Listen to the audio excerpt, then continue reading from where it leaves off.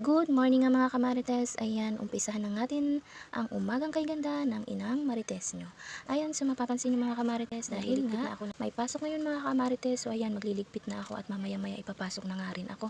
Kaya liligpitin ko muna itong higaan namin para mamaya wala na akong ligpitin. So ayun, fast forward nga tayo mga kamarites. Naglalakad na nga kami mga kamarites papunta dito sa tindahan. So ayun, nandito na nga kami at maglilinis na. So ayun mga kamarites, kung mapapansin nyo, nagwawalis na nga si Mana. At ako naman magbubukas na ng aming tindahan. Dahil nga marami nga kaming linisin mga kamarites. Dahil sobrang dami ng aming ligpitin ngayon, gawa nga ng maraming alikabok na dumapo sa aming tindahan. Parang mga langaw lang yan. Dahil nga sa long weekend at LPA, nantala aming pagtitinda mga kamarites. Gawa nga ng walang pasok at walang kita nga ang mga kamarites nyo. Mga pobre na ang mga kamarites nyo. Wala nang mga pera kaya kailangan nang magtinda mga kamarites dahil wala na tayong ibibili ng bigas. Umpisahan na nga natin mga kamarites ang paglilinis sa aming munting tindahan dito sa eskwelahan. At dahil nga magbubukas na kami ng aming mga lock sa aming tindahan, ayan po mapapansin nyo nga mga kamarites, medyo madami-dami na nga pumapasok na estudyante, kaya medyo maingay na rin. So ayan mga kamarites, habang nagbubukas nga kami ng aming mga lock sa tindahan, ayan meron na rin ng mga dumadating ng mga estudyante.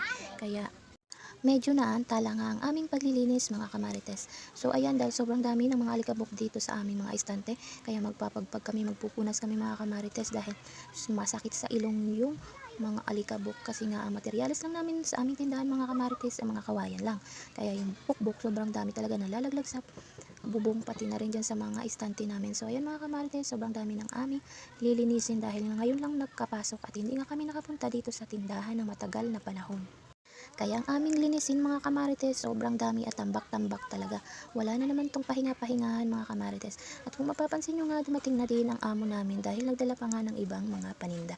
So ayun mga kamarites, sobrang dami din ng mga paninda namin ngayon dahil ilang linggo ngang walang pasok. So kaya babawiin namin mga kamarites ang nasayang na panahon dahil wala kaming kita.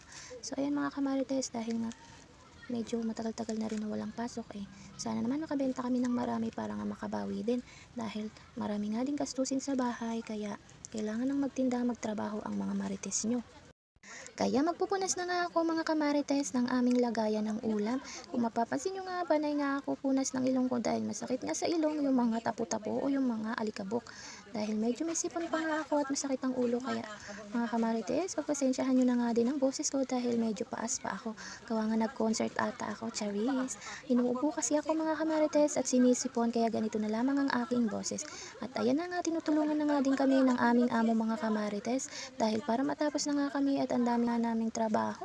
Nakakapagod ngayong araw mga kamarites. Kaya hanggang dito na nga lang muna ang aking video mga kamarites. Dahil sobrang dami nga ng gawain at baka hindi ko na nga kayo pansin dahil baka nagsawa na din kayo sa aking boses dahil nga medyo paas-paas pa nga ang aking boses dahil sinisipon pa. So hanggang doon na lang muna. Bye bye. God bless us.